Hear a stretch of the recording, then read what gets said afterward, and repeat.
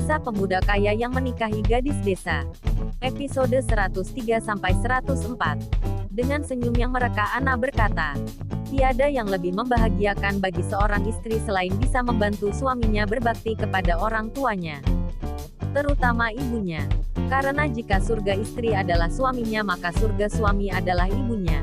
Mendengar perkataan Ana, Alvin merasa itu adalah kata-kata yang super romantis yang pernah didengarnya.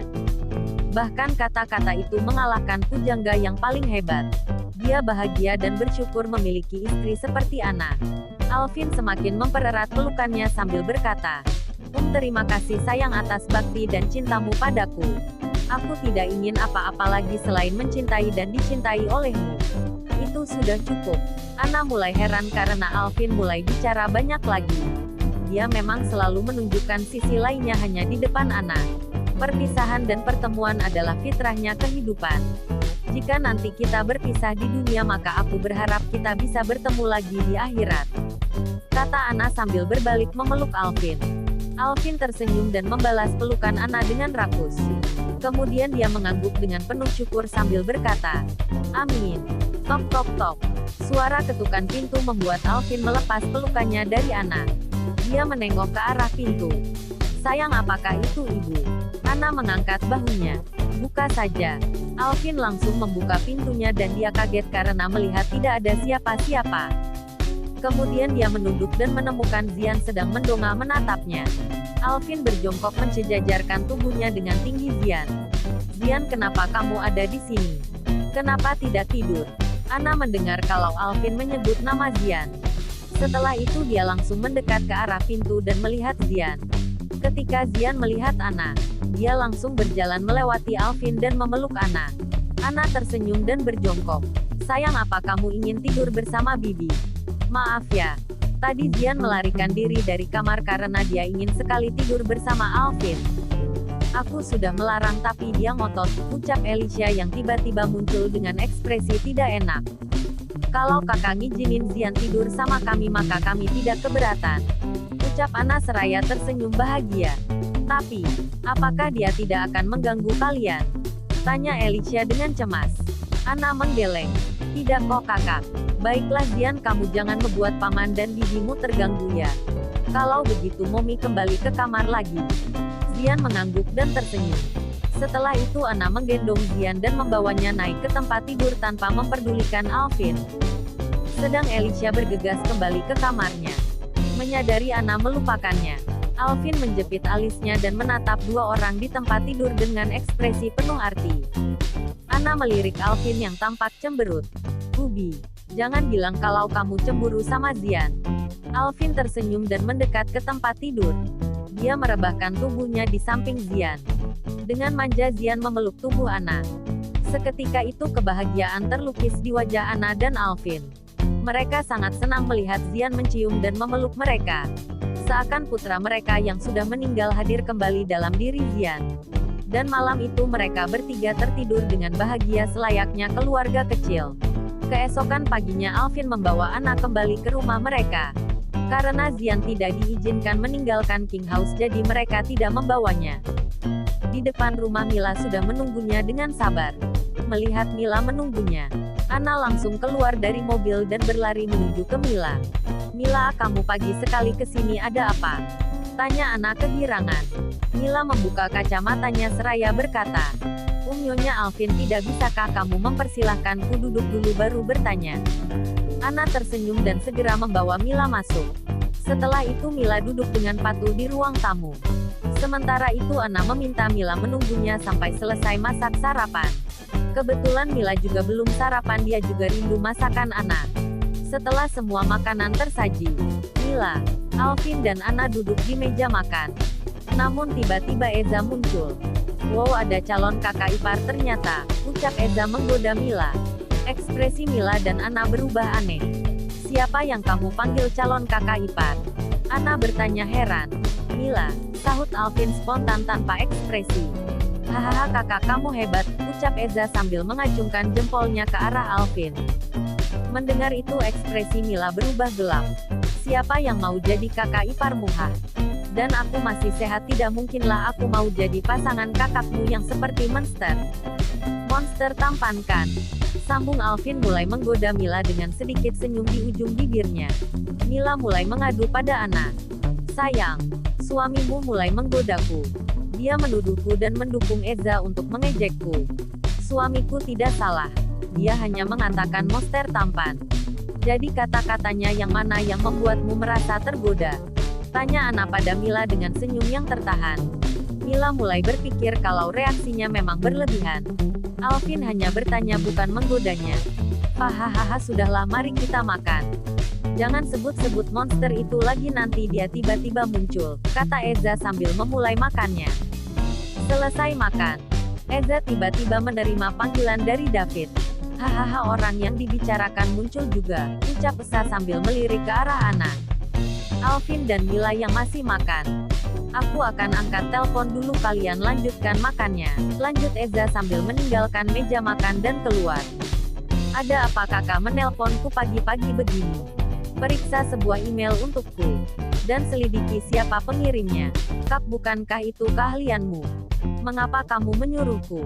Kamu sedang mencoba menghubungi Black Cadar kan semalam? Eza terkejut dan baru menyadari kalau komputernya sudah dihack oleh kakaknya. Dia mulai merasa frustasi karena privasinya mulai diganggu oleh monster gunung es itu. Kamu mulai lagi, Kak. Apa maksudmu menghack komputerku? 5 hari lagi aku akan memberitahumu siapa Black Cadar. Sungguh, Eza mulai kegirangan. Kamu bisa mempercayaiku. Baiklah, aku akan melakukan perintahmu. Setelah menutup panggilan, Eza langsung menyelidiki email itu. Dan itu berasal dari Rumah Sakit Elit Jakarta. Eza mulai bingung. Sebenarnya apa yang ingin disampaikan oleh kakaknya?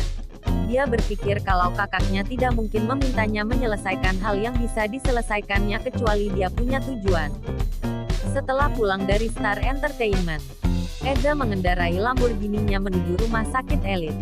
Itu sudah hampir jam 10 malam. Eza berjalan menelusuri rumah sakit dan melihat Shishi menatapnya dari kejauhan. Eza berhenti ketika melihat Shishi. Namun Shishi nampak mendekat ke arahnya. Eza ingin berbalik pergi tapi Shishi memanggilnya. Maheza, yang benar adalah dari ruangannya yang dekat dengan parkiran. Shishi tidak sengaja melihat Eza keluar dari mobilnya.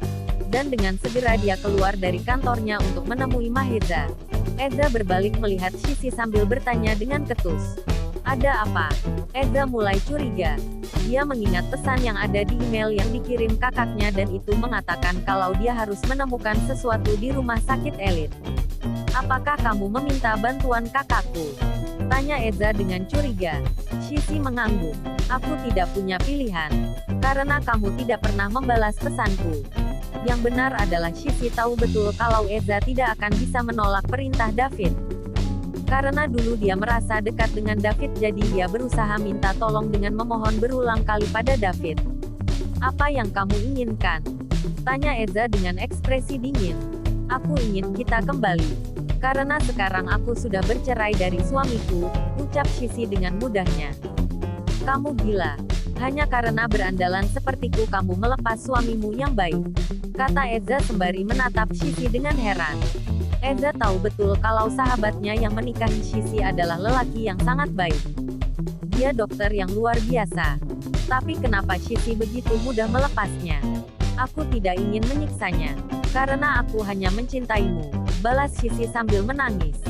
Mendengar pengakuan Shishi, Eza merasa bingung dan kehilangan kata-kata. Dia pun berbalik melangkah meninggalkan Shishi. Maheza, aku tidak akan pernah menyerah sampai kamu mau kembali bersamaku. Teriak Shishi dengan penuh percaya diri. Eza tidak memperdulikan apa yang dikatakan oleh Shishi. Dia terus saja berjalan dan keluar dari rumah sakit. Setelah itu dengan cepat dia meninggalkan rumah sakit. Tiba-tiba dia mendapat balasan email dari Black Cadar. Dengan semangat Eza segera membukanya.